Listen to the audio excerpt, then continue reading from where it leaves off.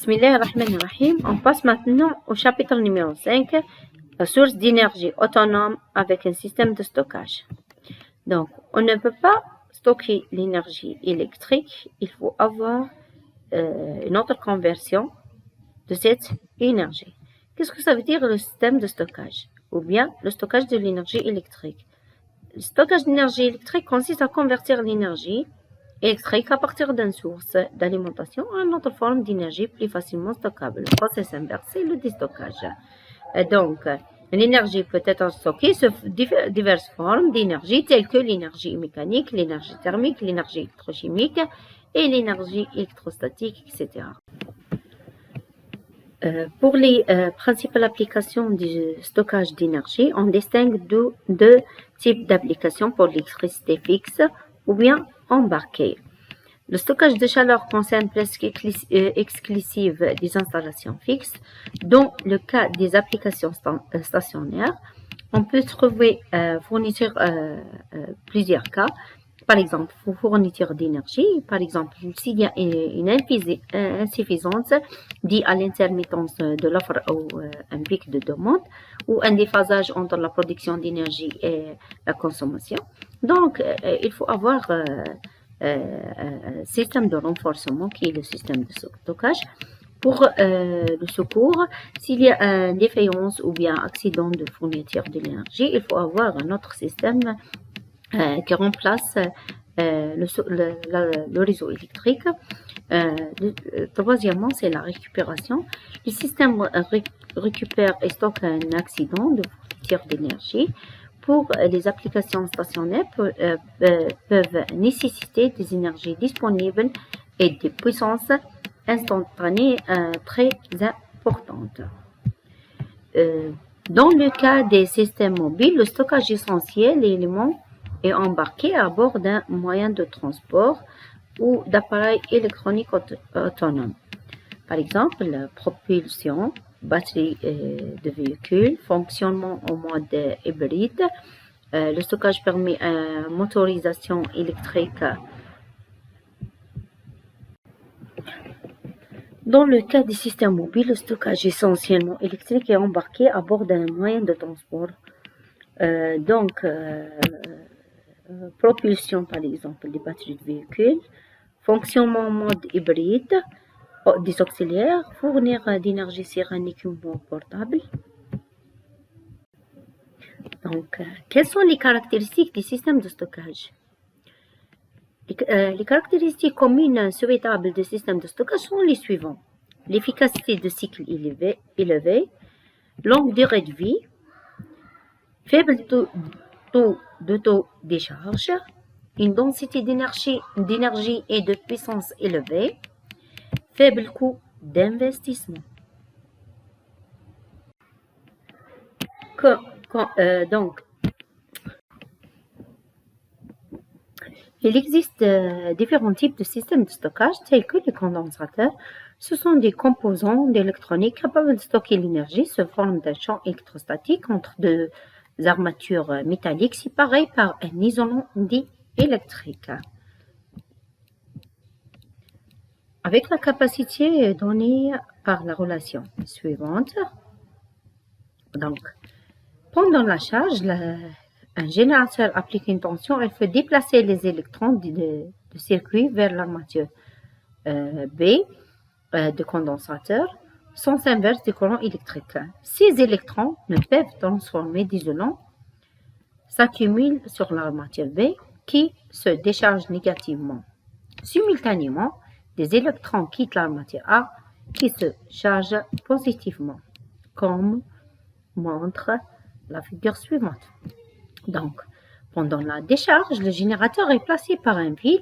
Les électrons accumulés sur l'armature B se déplacent à l'extérieur du condensateur de l'armature B vers l'armature A.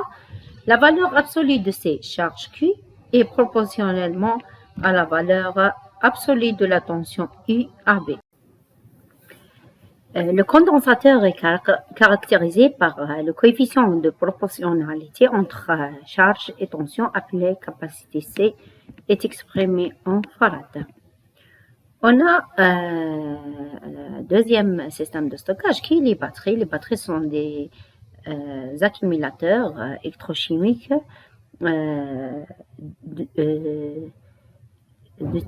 permettent de stocker l'énergie électrique importante de mégaheure à 1 mégawattheure selon leur taille. Donc, une batterie est constituée d'un ensemble d'accumulateurs électrochimiques en série et en parallèle. Chaque accumulateur est composé de deux électrodes, l'un positif et l'autre négatif, séparés par un électrolyte. L'accumulateur est un générateur électrochimique susceptible de fournir une énergie électrique à partir d'une énergie stockée chimiquement. Il existe plusieurs types de batteries, par exemple nickel, cadmium, sodium, soufre, lithium-ion, etc.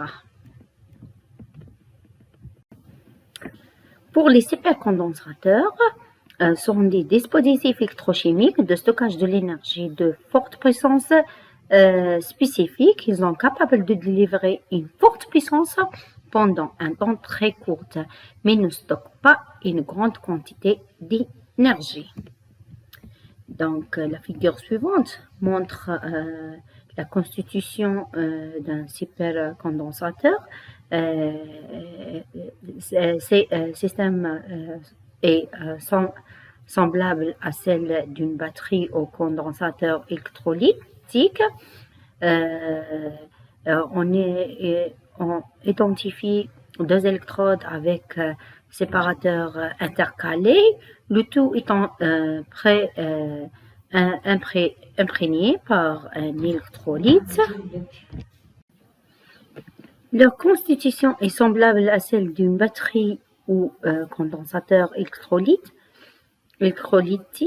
On identifie deux électrodes avec un séparateur intercalé, le tout étant imprégné par un électrolyte.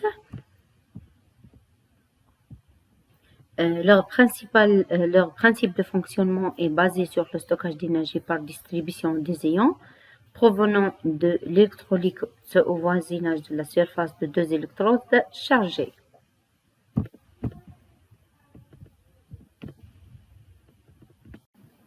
On distingue deux types de supercondensateurs. Les supercondensateurs de type électrostatique dont le fonctionnement est essentiellement basé sur celui de double couche électrochimique et les supercondensateurs.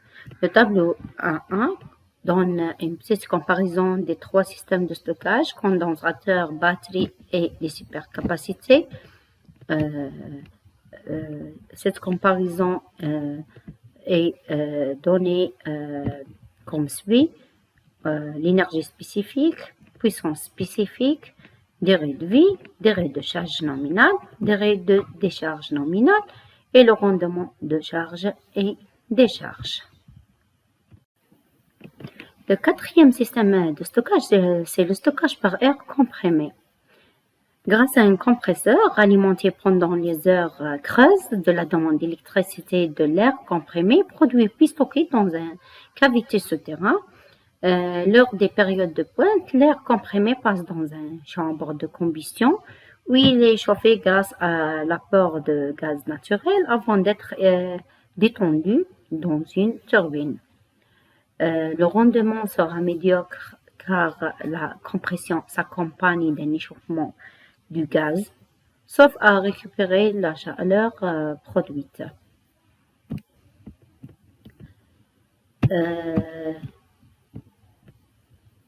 Donc, la figure suivante montre le stockage par l'air comprimé.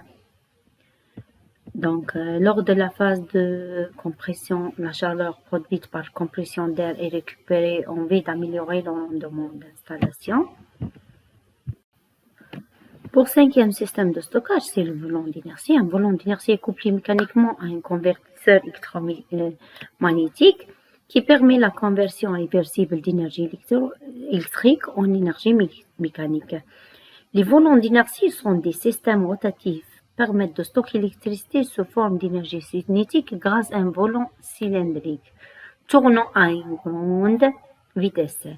L'énergie emmagasinée est proportionnellement au moment d'inertie du volant, qui dépend de sa forme, de sa masse, au carré de la vitesse de rotation, comme montre la figure suivante.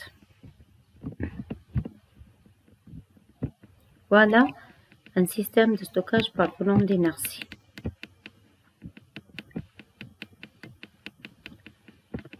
On peut distinguer en suivant l'acheminement de l'énergie de l'amont vers l'aval, un convertisseur électronique, un moteur électrique convertisseur électromécanique, un volant d'inertie qui constitue l'orage de stockage, un générateur électrique convertisseur électromécanique, un convertisseur statique électronique. Comme montre la figure 1.8.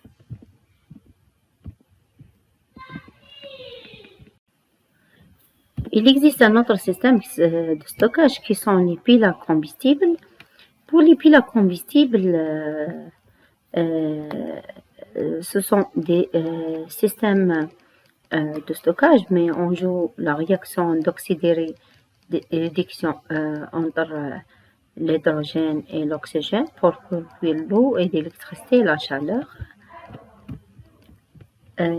Pour les types de piles à combustible, on peut classer selon plusieurs critères: l'état liquide ou solide de l'électrolyte, le pH de l'électrolyte qui permet de distinguer les piles acides et les piles alcalines pour lesquelles les ions mobiles sont respectivement des cations et des anions, la nature de combustible, la température de fonctionnement qui fait distinguer les piles basse température et piles haute température. On a par exemple les piles à combustible à oxyde solide, les piles à combustible polymère aux membranes échangeuses de protons. Voilà le schéma équivalent pour le dernier exemple, qui est le pile PEMFC. Voilà l'hydrogène et l'eau.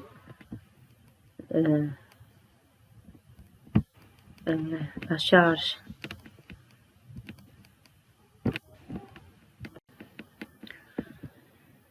pour le système de stockage de l'hydrogène, on connaît bien que l'hydrogène est un gaz bien connu dans la combustion avec l'oxygène dans l'eau et beaucoup d'énergie. Il peut aussi, à travers un pile de combustible, fournir de l'électricité et de l'eau. Ces créations chimiques et électrochimiques n'étant pas éditrices de CO2, il est considéré pour remplacer les hydrocarbures liquides et gazeux dans un futur qui n'a pas déterminé. Donc l'hydrogène n'existe pas directement dans la nature et doit donc être produit à partir d'une source d'énergie. La molécule d'hydrogène est la plus simple et la plus légère. Donc, pour l'hydrogène à pile à combustible comme système de stockage de l'énergie, on connaît bien que l'hydrogène peut être utilisé comme vecteur de stockage d'électricité suivant le schéma suivant. Donc, la source intermittente en accès peut être une éolienne, par exemple.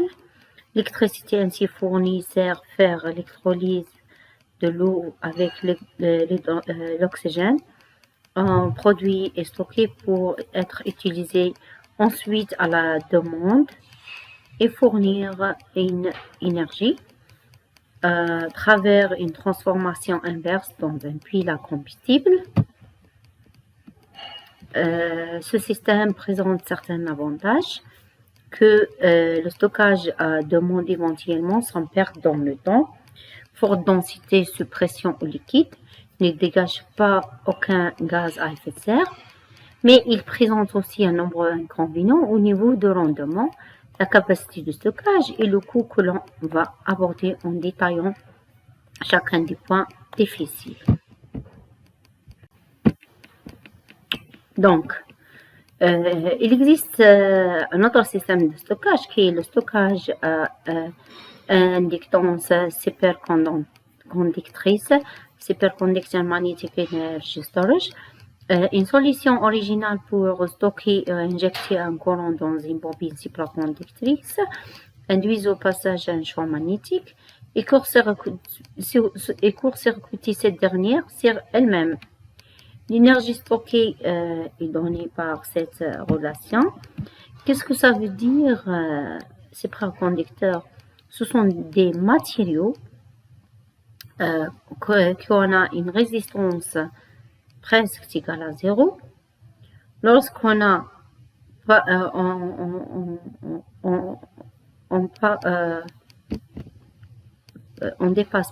lorsqu'on dépasse pas la valeur de courant critique, la température critique et le champ critique.